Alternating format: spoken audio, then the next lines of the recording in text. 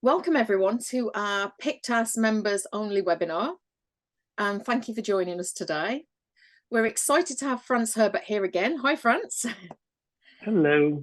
Franz, along with Carl Koch, are the owners of basICColor, and they specialise in developing high quality software for monitor and camera calibration, which I'm sure you know is essential if you're a photographer or an artist and you're serious about what you view on your monitor is what you get out when you print as well. So we've had amazing feedback on the technology so far, and there are packages that work for you whether you're an amateur or whether you're a professional. So basICColor is an amazing resource and it will definitely make your life easier as a creator. So if you haven't seen the previous webinars, please check them out. They are jam-packed full of technical information and they're on the members area on the website. And on the website, you will also find details about the packages. You can also download a free version or publish a full-blown package. And as a PICTAS member, you can benefit from an incredibly discounted price as basICColor is now a PICTAS partner. So I'm sure if you've got any questions at a later date, Franz or Carl will help you out if you're making a decision. Okay, so this is the third in the series of the 3 webinars that Franz will be giving. And today, Franz will be making a general overview about colour management and how to bring it all together. What to consider when taking, viewing or printing a picture, and which is the best software to achieve the result that you are after. So this is an ideal webinar if you're still undecided as to what basICColor software you want to purchase to help your workflow and to achieve the results that you require. So back to Franz. If you've got any questions, please add them to the Q&A box. Franz will answer them at the end, or you can put your hand up and we'll open the mic for you. So welcome again, Franz, and over to you for the 3rd webinar in the series. Thank you, Nikki. It's a pleasure to be here. So let me get started right away. My topic today is color management, the whole 9 yards. So I'd like to give you a complete overview over color management, and we'll start with the history. This picture is from the dawn of color management, the iconic design master that was done in 1984, at the time when there was just big, expensive pre-press systems.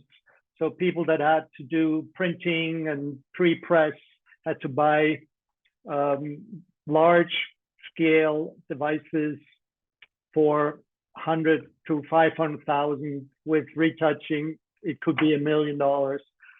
So you basically were tied to one vendor. There was one big German vendor, one English, one Japanese, one Israeli. And so this was the first attempt to get away from these big systems and do something called device independent color. And we'll talk a lot more about this. Apple was a driving force. In the late 80s, they created a color management framework called ColorSync that was then released in 93. And it was good beginnings, but too many limitations, so it was not adopted. So then it published the ColorSync 2.0 profile format in 1994 in March. And you can see the signatures of all the companies that were part of that. The important thing was this was different operating systems like Unix on the Sun, on the SGI, Intelligent was an operating system, Apple, of course, Adobe. Microsoft was not part of it yet, but they joined later. So here are these people for this pre-ICC meeting. The ColorSync consortium then was renamed to ICC, International Color Consortium. For me, Siebold Conference in San Francisco, 1994, was a very, very important part because my company came out with the package called Colorblind 1.0. It was the first application to let end users profile devices. We were quite successful. 2 years later, we went like that to the conference, and we were coined the bad boys of color.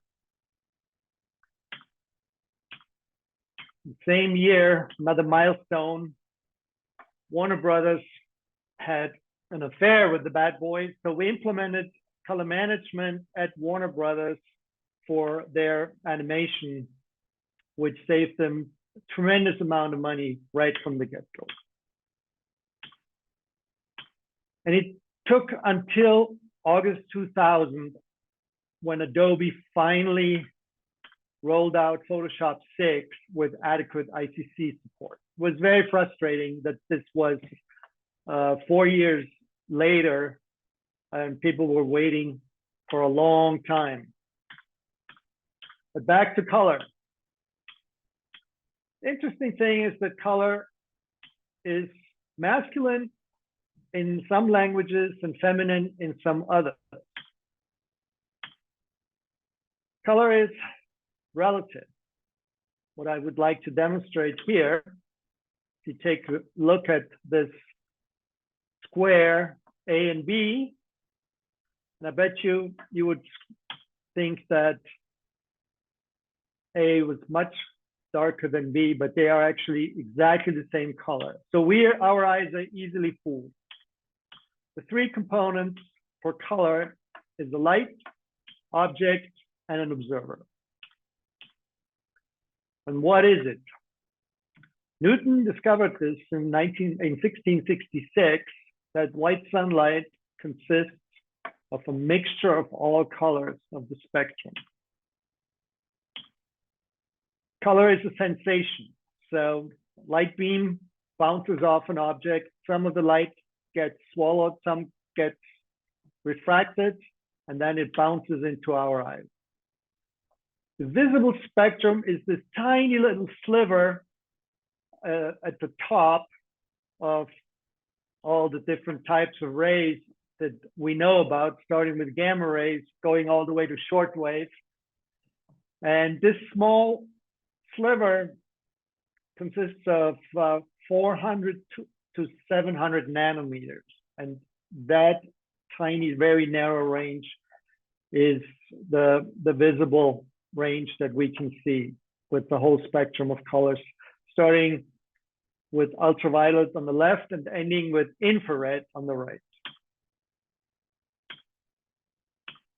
Each light source has a spectral emission. On the left there, top, you see daylight, and on the right, there was fluorescence. The light source determines the color appearance. So here, this is a fluorescent tube. This is a tungsten lamp. You see one is very bluish. The other is very yellowish. Metamerism is when two objects are being projected by two different light sources. So at the top on the left, you will see two different light sources. And on the right, you will see that the light source has a lot of blue in the light. And as a result, the bottom left, these two objects we would see as the same, and on the right, the same objects would look very different. This happens a lot with optical brightness, where there is UV that exposes these optical brightness. So let's do a little color mathematics. In order to color management, we need some math. We need some formulas. We need to define what objective color space is. So these most important formula converts a spectrum to the so-called XYZ space, where X refers to red, Y to green, and Z to blue. It was defined in 1931. And later, the LAB space was derived from that, which was more perceptually uniform. And the CIE is the International Lighting Commission, founded in 1913, and since 87 it's in Vienna. It's very international. Every 3 or 4 years, I think, the president changes to a person from another country. And they have been defining standard formulas. So here on the left side, you see color matching functions that are supposed to simulate the filters in our eyes. And on the right side, that's the little XY. It's called the chromaticity diagram. It's a two-dimensional diagram that shows all visible color. So color temperature is one big issue. As you see, at low color temperatures, 3200 Kelvin, light is very yellowish. And as the light goes, as the color temperature goes higher, it gets more bluish. And it travels along this path that you see on the right side. That's called the Planckian locus. This is white. If you look at this for a while, close your eyes, this looks white to you. And you close your eyes again and open them again, this looks white again. We calibrate our eyes to white, that's our surrounding. An interesting thing is, these are the two different whites I just showed you. And we do not see the top one as neutral and the bottom one as blue. We always calibrate to the most bluish light source available. And so that's why we say, oh, the bottom one is neutral and the top one is very yellowish. That's an important part to the environment, to where we're sitting and what kind of light we're exposed to, whether we have light coming from an overhead light or through the open window on a sunny day. This is the C-Lab space. It's kind of circular, kind of spherical actually, where the grayscale goes from the bottom to the top in the center, and the hue wheel goes around the circle, and the farther out from the center it is, the more chroma we have. And LAB is always relative to a specific light source.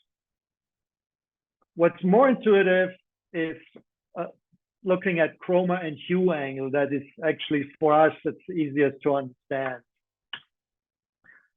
The thing about C-Lab or CLCH, it's not spherical. Like yellow only exists as a very light color, and blue only exists as a darker color. And now, how do we measure color? X-Rite is one of the most popular companies in the space of printing industry, graphic arts. The i1 Pro 2 is one of the most popular instruments today. It measures the spectrum, and that gets converted through XYZ space to LAB. And LAB can be used in Photoshop. So any measurement instrument that you have should measure a color virtually the same in LAB space. So that's our objective color space. There's a whole bunch of standards for different light sources. So standard illuminant A, that's tungsten, is defined. F2 is fluorescent tube like they used to have in the stores in Europe. I think in the US, they still have them quite a bit. P50 is daylight, but a very yellowish daylight, and that's the ISO norm for judging color in the printing industry. And there's a standard illuminant D65 that's a very bluish light, and that's used for the internet and video. So what is color management? It's a collection of tools for the most faithful or pleasing reproduction of colored originals, from various input to various output devices. It needs a CMM, and it needs so-called profiles for input devices, display, and output devices. And it needs application software that transforms pictorial data between color spaces with the help of the profiles and the CMM. The CMM today is mostly embedded in the OS operating systems that we use. But companies like Adobe, they have their own CMM embedded in their own application. So what is an ICC profile? Here's a very old picture with lots of different devices.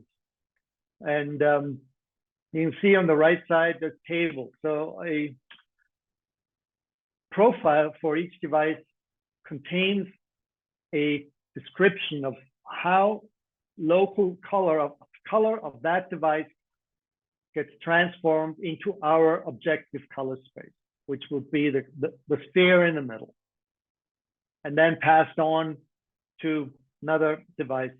Input devices can have only an input transform. Monitors and output devices have to have transforms in both directions. Color management in an application. So here at the top left, you see transformations and maps for RGB data to LAB data for a scanner. On the right, LAB data to CMYK data and vice versa. And on the bottom right, you can see a so-called color sync link, which is converts the data from the scanner to the monitor and also to the printing device. Here's the effect of ICC profiles. The old days, when we started in the 90s, there were no digital cameras. So this was a typical two scanners that would scan originals very differently. But once we calibrated, we profiled the scanners, then we could make the scanners all virtually identical. So the color spaces we're dealing with here is RGB, it's additive color mixture, CMYK, subtractive. So on the left here, you have a typical color space for a scanner. In the middle, an exchange color space. And on the right, color space for an offset printing device, which is typically much smaller than what we have, what we see, and what input devices can see. Color space transformations, we adapt different color spaces. So the decision about the strategy that we have is called a rendering intent. I'm going to get into this in more details later. Devices like printer profiles, they contain a possible gamut compression that would be called a perceptual rendering intent, where we compress all colors relatively so that the general impression of an image would stay the same, even on a device that has a much smaller color gamut. If you use so-called colorimetric rendering intent, then colors outside of the device would be clipped. Here's an example where colors, this is like LAB, ramps, they would all be compressed in perceptual, and the gamut mapping would map these vectors. And here, the same thing with the clip with a colorimetric rendering intent, and you see that on the right side, the colors outside the circle are clipped. Here's a little movie that demonstrates, we have on the right, the triangle is sRGB and the polygon is a typical printer. And you can see also in the image of the parrot how rendering intent, here it's relative colorimetric right now, no gamut mapping. And here's perceptual. You see that all the colors get moved to the inside of the printing space. Let's look at a digital camera in more detail, since that's our predominant input device today. Digital camera attempts to simulate the human eye and attempts to produce pretty pictures. Can be used as a colorimeter for accurate reproduction with colorimetric transformation, which is a color profile for a certain light source and a certain material. And that material gets measured as a spectrum or in LAB. So on one hand, we have device-specific RGB, converting to objective LAB. There's two types of digital camera profiles. One is called a DCP profile. That's part of Adobe's digital negative specification, the DNG. It's public format for the archival of raw images. Raw formats are specific to camera manufacturers. There's a free converter from Adobe. So DCP profiles get mainly used in Adobe Camera Raw. If you take a raw picture with your camera and you bring it into any Adobe application, then the Adobe Camera Raw window will open where you are presented with profiles that already exist either from Adobe or from your camera manufacturer. And that profile converts into your working space. So Lightroom, Photoshop Bridge uses that. A couple of other applications like the Iridium Developer, Raw Therapy also use DCP profiles, or DxO Photo Lab. So you can get your 10 to 16 bit per color channel in the raw file, transform it through the DCP profile into your working space profile. And on the other hand, ICC profiles are used in Capture One, in Focus from Hasselblad, Photoshop, etc. So in Photoshop, you would first use the DCP profile to go into your working space, and then you use ICC profiles to go to the monitor or to a printer, etc. And they are applied after the raw development. So here briefly, what a DCP profile really consists of. Important thing is 3x3 matrix and one curve. Can have some corrections. ICC profile has 3x4 matrix with 3 curves, input curves and 3 output curves. So it's generally more, has more options. And here on the right side, you see what a typical profile looks like. There's an A to B0 tag that consists of a matrix in curves table, out curves. So that's a complete 3-dimensional table that represents a camera profile. If you want to know more about that, go look at the webinar, the last webinar that I gave about basICColor Input 6, where we use this in more detail. Here is a description of how we capture color. On the left, you see the typical Bayer patterns that are in most digital cameras.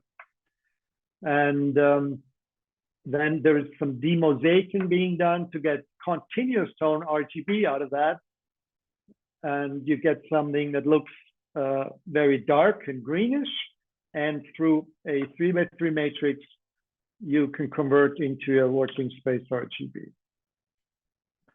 with color correction here and a linearization step. And here briefly, what basICColor Input 6 does, it creates both DCP profiles for Adobe Camera Raw as also ICC profiles for Capture One and many, many, many other applications that use ICC profiles. Here is a quick run through the interface. You have a color target, in this case, the color checker SG with some measurements. You can take a look at colors. We have to have a measure of success, and that is called the delta E, visible color difference. Started in 1976 as a pure Euclidean distance in LAB space, and then was refined in 94, again in 2000, to have a formula that really represents what our eyes can see. So one delta E is supposed to be the just notable difference of two colors. And as you see here, this is the final window in basICColor Input. On the top, you can see the delta E maximum of 3.9 for this entire color target, which is a very, very good result. You get an evaluation report, and in this case, Metamorphose is an imaging guideline for people in the cultural heritage world that need to prove that they fulfill a certain standard. There's some gray and color edits, interactive stuff in there, so you can fine tune your profiles. The question is, why would you profile your camera? So archival of cultural heritage is a really important one. Product photography.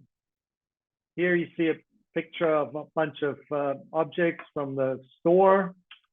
And what I did is I created a profile, used the profile, and I also measured some colors off of these packages and then inserted it back onto the picture. And you see that color is very, very similar to the packaging. So people that need to do photograph products need to have accurate color, not pretty color that the camera is trying to create.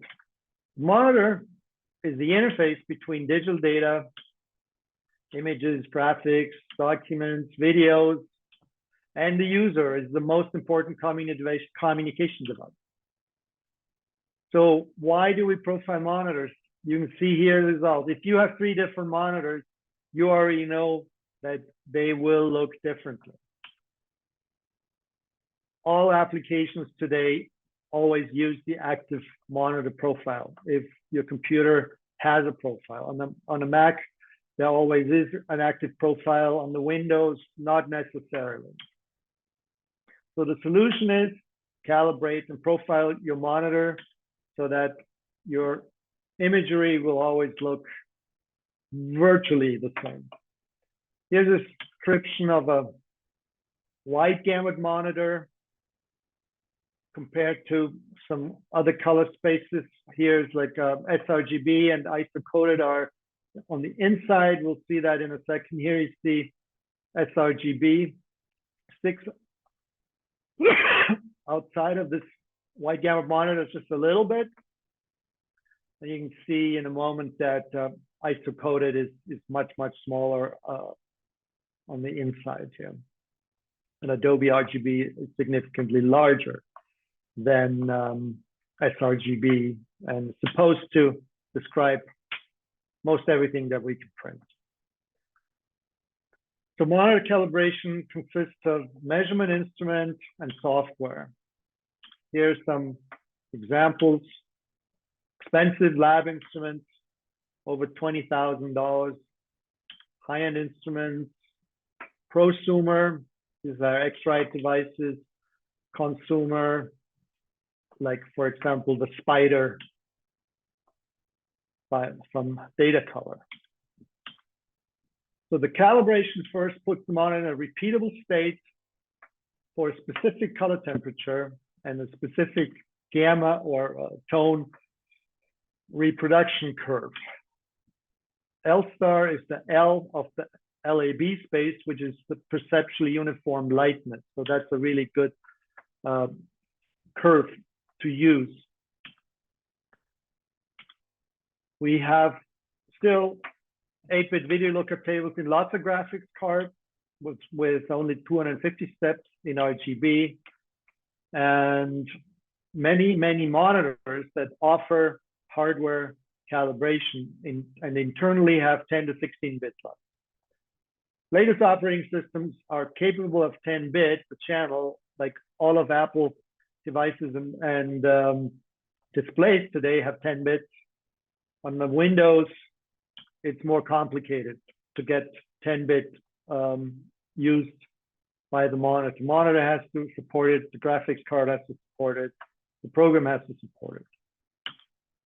So each monitor has a different backlight, and different spectra produce metamerism. Standardized light is also different. Hardware calibratable monitors are better. ASO, NEC, BenQ, Dell all offer monitors that can be calibrated with internal slots over 10 bits. What's really important today that you can manage your color spaces. Today, there's a lot of people that are in this space. They have to produce media for print and video.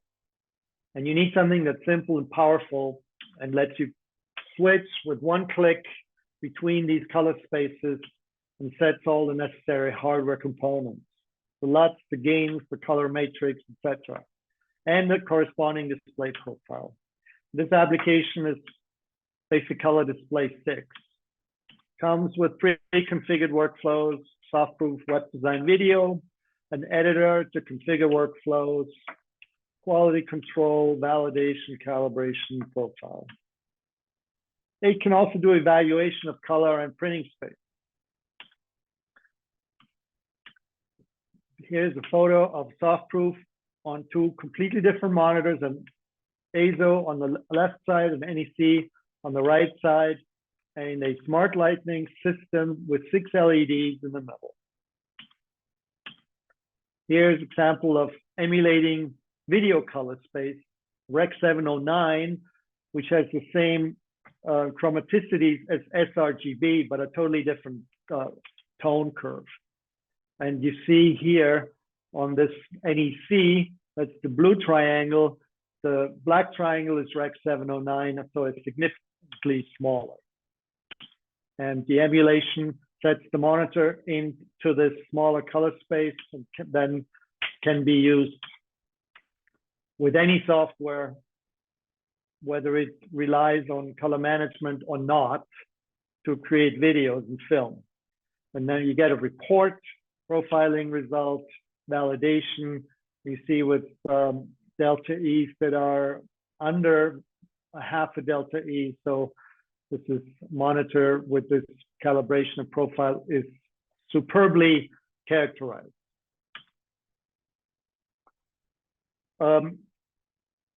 If you want to know more about Display 6, watch my first webinar where we go in length through all of capabilities. Here's an important topic.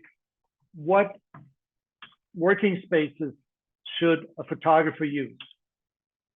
sRGB was introduced in '96 by HP and Microsoft. Standardized, can be displayed on almost every monitor, can be displayed on many mobile devices, and can be printed on almost every color printer. Is almost exclusively used on the internet by Facebook, other Instagram, etc.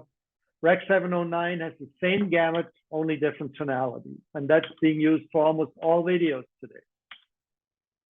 AdobeRGB was introduced in '98, contains about 50% of all visible colors, which LED represents. Contains the majority colors that can be printed, is being used by many photographers today, can be displayed on many wide gamut monitors. DCI P3 was specified by the film industry, has the same blue as sRGB and AdobeRGB. In 2015, the iMac was the first device that Apple came out with P3. In 2016, the Samsung Galaxy Note 7 came out with it. Shortly after that, iPhone 7 had a P3 display, and a month later, MacBook Pro has a P3 display. Since that moment, since the end of 2016, every device that Apple has ever come out with, every iPhone, every iPad, every external display, every internal display comes as a P3 display. Here's a little thing you could try. If you point your phone at this QR code, then you will get to this image on my website. And we call that a canary image. If you have a display that is sRGB, you will just see a red square. But if your phone or your whatever device you're looking at this at has larger color space than sRGB, you will see this raccoon image. And DCI P3 will definitely be the new standard with a very high probability for mobile devices, monitor, beamer, on the path to Rec. 2020. Here's some comparison. So you see that the green of the P3 is shifted over. So P3 contains more reddish colors than AdobeRGB. And both of them are significantly larger than sRGB. Here you see some orange colors being clipped by AdobeRGB. So these are some of the important colors that DCI P3 contains. Here, DCI P3 clipped by AdobeRGB and AdobeRGB clipped by DCI P3. So there's some greenish, bluish, greenish colors that are not as important as the orange colors that contain flesh tones as well. So important information about working space profiles is that they contain a transformation from RGB to XYZ that is only a matrix. There's no gamut compression. So if you clip colors with your working space, the colors are lost. Here you see the triangle chromaticities for AdobeRGB. And here's an example. And you see all these red colors here are the outside of this grid shows you AdobeRGB color space. And that was get clipped to the edge of that, which means that you lose definition in your flower. And here are all the colors shown that are actually being clipped. Most photographers are not aware of this. Especially in red, we have many, many, many very chromatic colors in nature that are outside of the AdobeRGB color space. So let's take a quick look at the history of online color management. So in '96, sRGB was defined as the default color space for the internet. In 2008, Firefox was the first browser to feature ICC profile. 2016, new white gamut OLED displays are introduced to smartphones, which have also a very wide color gamut. 2017, Instagram becomes first major social media platform to offer DCI P3 color space. And since 2019, virtually all browsers and operating systems have some form of color management. So DCI P3 is 26% larger than sRGB. Originally conceived for digital cinema projection. So let's look at color spaces for video. SDTV in '82, Rec 709 was defined in 1990, Rec 2020 in 2012, but only a handful of TVs can show more than 90% of that. So Rec 2020 is a huge color space, bigger than DCI P3. In 2021, I think this is supposed to have ACES was defined as the full color system made for post-processing films that contains all color. This is only used for very expensive Hollywood movies. And 2019, Rec 2100 was defined. And no displays are capable of showing full gamut of that. So that's the future. Let's go talk about printing for a bit. So printer profiles are typically based on many measurements. The European Color Initiative has defined its own CMYK target, which consists of several CMY targets with fixed black percentages and looks something like this. So there's 1,485 patches gets printed and then measured, and there's measurement instruments that automatically measure these. That makes a printing profile. And the European Color Initiative works with the Fogra which is a German institute for research, and they publish profiles. So you can go on there and you can download profiles for various print processes, for offset presses, gravure presses, metal printing. They also publish working space profiles, ECI, RGB, and CMYK. So anybody that has to print, having these profiles would be a good thing. Okay, this concludes my presentation, and now we're going to switch to basICColor Cockpit, and we're actually going to use color management and see how it works in reality.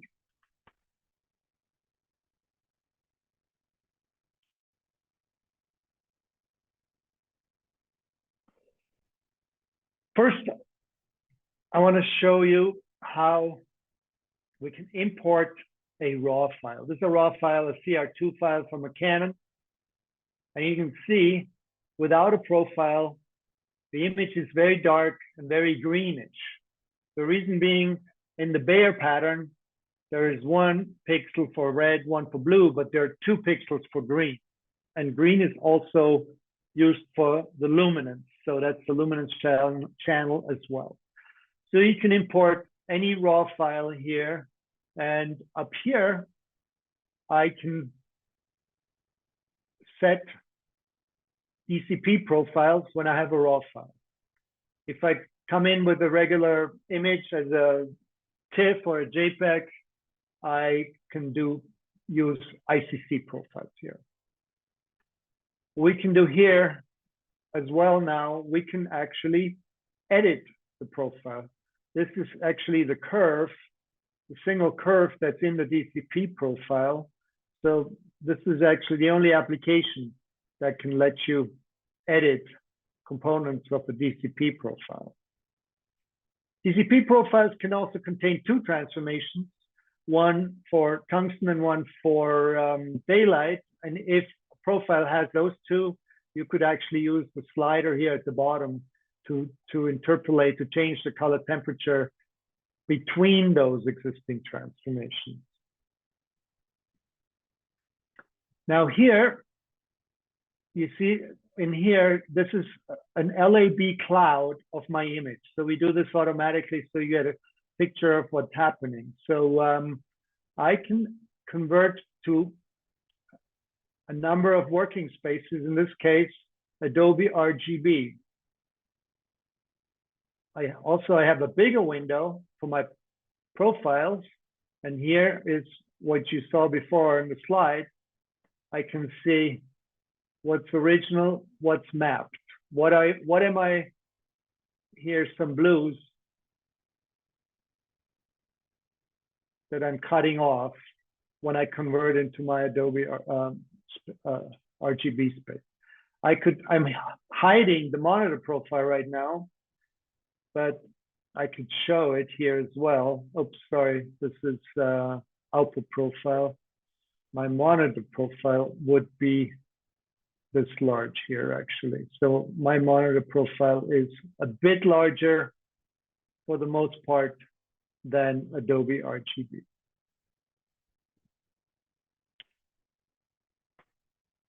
And then I can also say, give me a gamut warning. What am I actually clipping here? And you can see here, these are the colors that I would be clipping if I convert it into Adobe RGB color space. Next,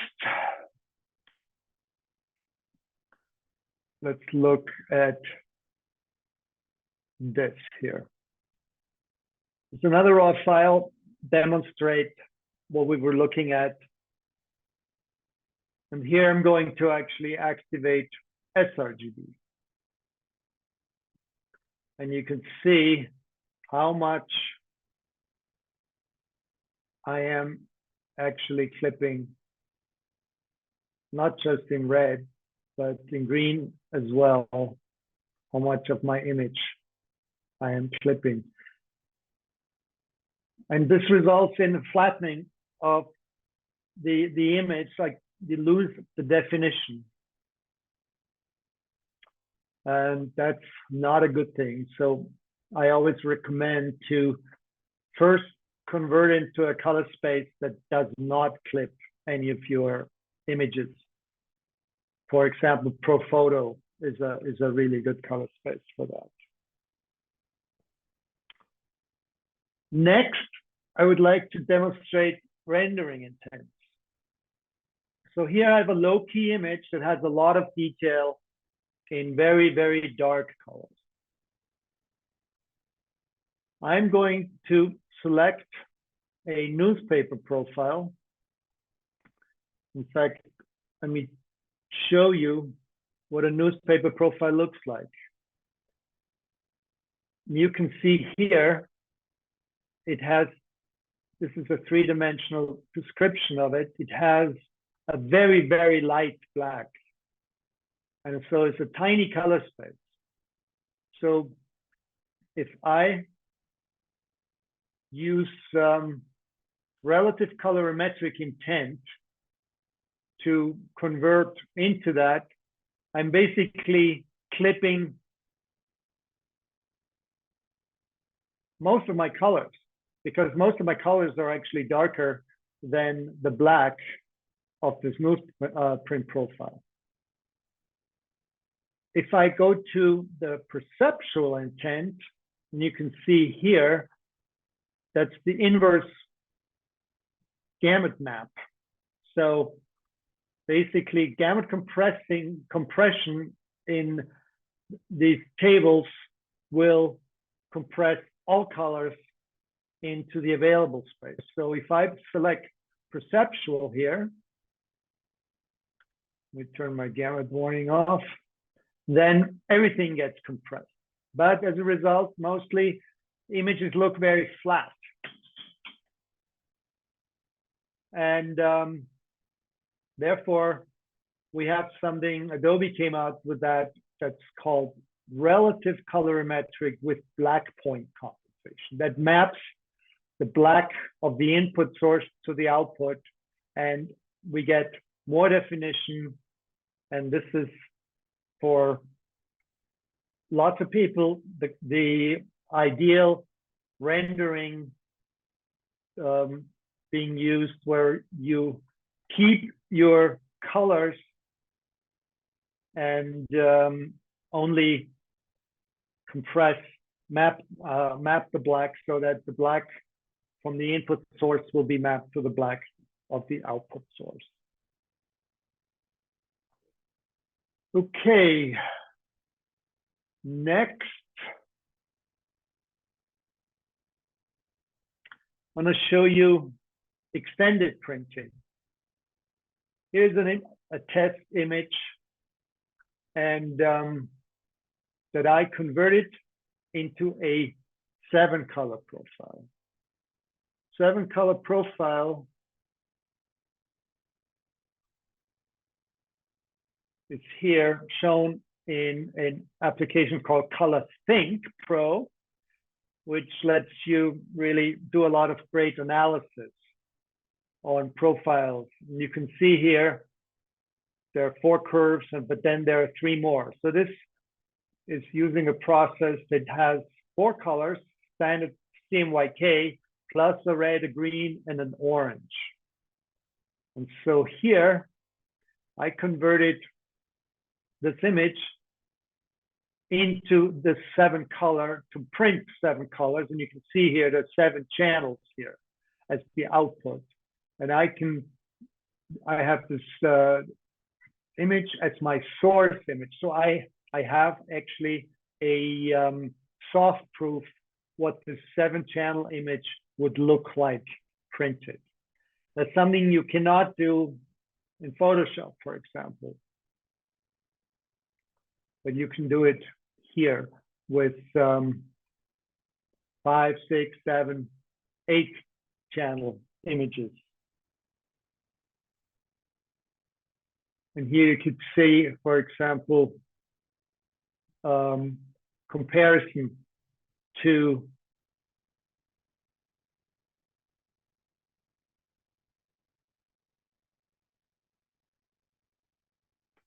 You see ISO coded here in the center, and you see where the 7 channels fill in a significant amount of more color. So you get a whole lot more color if you print with a 7-channel profile. The challenges are that the 7-channel profile in the standard ICC world has 7-dimensional tables. So that makes the math difficult. ICC today is at version 4.4. And a few years ago, ICC Max was introduced, which was largely the PhD thesis of Max Derhak, and it expands the ICC to a spectral profile connection space and lots of capabilities. Unfortunately, not many commercial applications have adopted ICC Max yet. We're using ICC Max here in basICColor Cockpit. And speaking of spectral, I want to demonstrate that next. So spectral imaging is going to be the next big thing.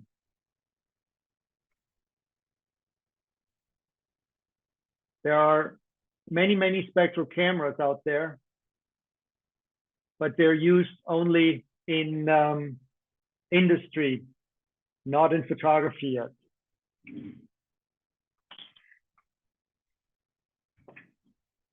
One way to create a spectral image is here. I have a measurement file from a color checker that I use for basICColor input to make an input profile. So if I drag this in here, it will be rendered to a spectral image.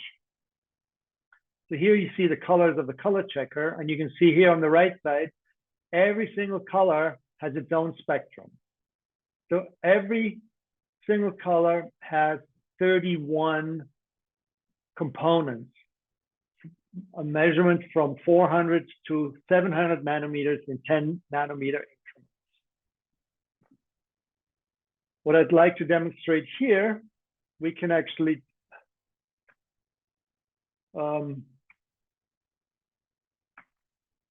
get a densitometer at different places. It shows us the spectrum and the LAB.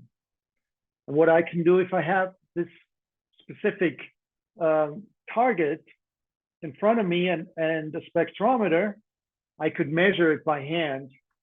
And I could then say, okay, my measurement is 50 minus 40 minus 25. Oops, minus 25. And it would tell me that is a delta E 2000 of 2.7. So this allows me to interact with the real world.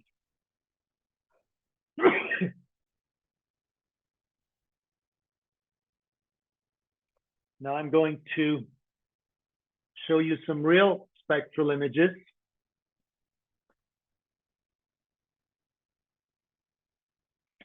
This was a system built by the University Rochester Institute of Technology. They basically built a filter wheel with programmable LCD filters. So 12 or 16 filters. And they took a picture of these plastic chips and bottles that I had sent to them. And you can see here, each pixel has a spectrum. This is an image from a commercial system in Germany, CAD-ON, that's used a lot for textiles. This is a painting also with 3 different pigments, blue pigments, also digitized at RIT, another CAD-ON, another CAD-ON. Dentistry is really important. Now, what we can do with spectral data, we can actually look at this with different illuminants. CIE-A is the tungsten standard. So let's see what this would look like under tungsten light.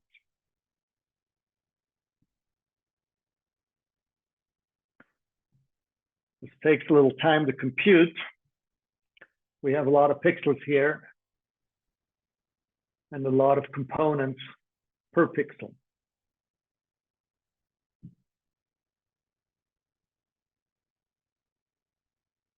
You see, very, very reddish. Now, I have actually measured an LED that I have. You can see this light source has a very, very narrow spectral band here that's very bluish. And so you will see in a moment what these teeth will look like illuminated with this blue LED. There we go. So spectral imaging is going to come and it's going to offer us amazing features where color management will be so much easier if you can start with a full spectrum, a full image, spectrally defined. The last thing I would like to demonstrate is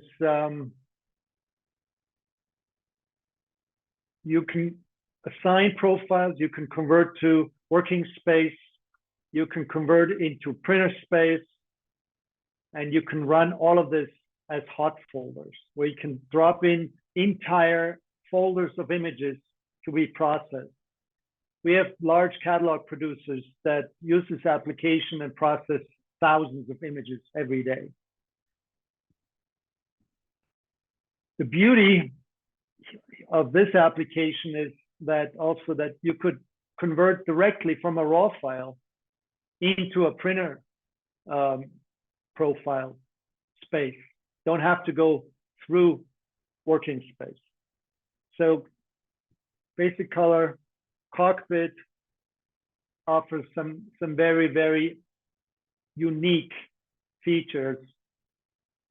Lets you also figure out your best settings, even if you don't use it to convert your images, but best settings where you don't clip your images, what to use in the application of your choice, maybe like Capture One or Adobe Photoshop. And with this demonstration, I conclude my webinar for today. Thank you for your attention and goodbye.